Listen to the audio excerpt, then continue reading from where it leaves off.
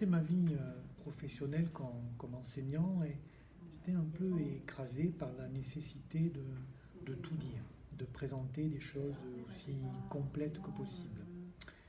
Et quelque temps donc après avoir commencé à enseigner, me suis intéressé à Lacan et le premier cartel auquel j'ai participé, cartel qui étudiait un séminaire de Lacan, portait sur l'angoisse.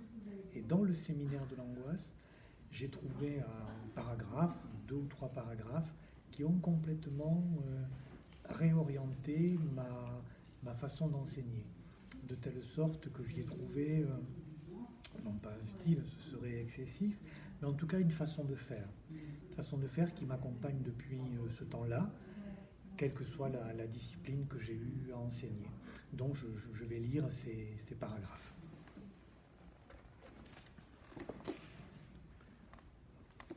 Donc ça se trouve dans le séminaire L'Angoisse, à la page 201. Qu'on puisse poser la question du désir de l'enseignant à quelqu'un, c'est le signe, comme dirait Monsieur de la Palisse, que la question existe. C'est aussi le signe qu'il y a un enseignement. Et cela nous introduit, en fin de compte, à cette curieuse remarque, que là où on ne se pose pas la question, c'est qu'il y a le professeur. Voilà, ce qui m'a intéressé, c'est la différence entre professeur et enseignement. Le professeur existe. Chaque fois que la réponse à cette question est, si je puis dire, écrite.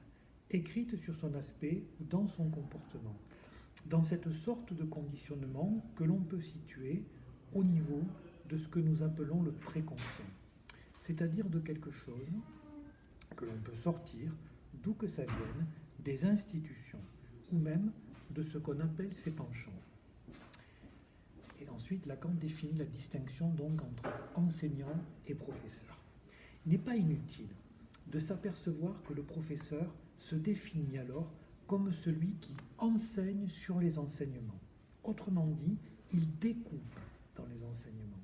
Si cette vérité était mieux connue, qu'il s'agit de quelque chose d'analogue au collage, ça permettrait au professeur d'y mettre un art plus consommé, dont le collage, tel qu'il a pris son sens dans l'œuvre d'art, nous montre la voie. S'ils faisaient leur collage d'une façon moins soucieuse de raccord, moins tempérée, ils auraient quelques chances d'aboutir au même résultat à quoi vise le collage, soit d'évoquer ce manque, qui fait toute la valeur de l'œuvre figurative elle-même, quand elle est réussie bien entendu.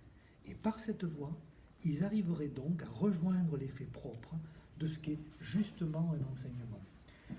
Eh bien, ça doit faire maintenant plus de 30 ans que je m'efforce de faire du collage.